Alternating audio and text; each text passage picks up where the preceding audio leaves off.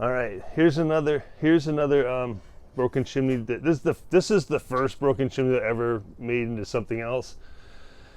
I just cut off the handles and everything, and I used the wire handle to kind of hold it together and put a couple of bolts through the holes that when you fold it, the holes will line up. You can just put a couple of bolts in there and make yourself a nice little Minion method holder.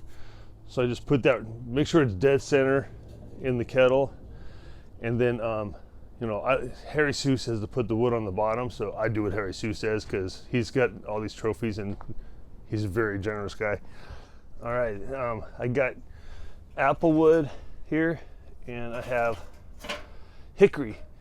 I really like hickory, and it gives it a nice punch. Apple wood gives a great flavor. These are char logs. These are great. Look at that. Look at how nice that is. If you're going to be barbecuing for a while, throw some of these guys in there. All right, I also got the B&B charcoal. Look at this stuff. Look at this stuff. B&B, Kingsford. Look at that biscuit. That's a huge biscuit. That's why people like it. I mean, it's a really good size charcoal when you're going for a long time or you want to go hot. But I'm not here to talk about charcoal. Okay, I got my charcoal ready. So here I go.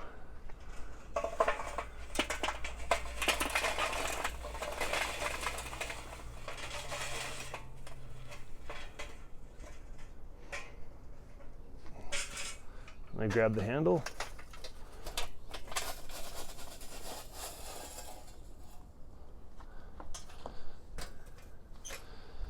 And that's a nice tight little Minion method.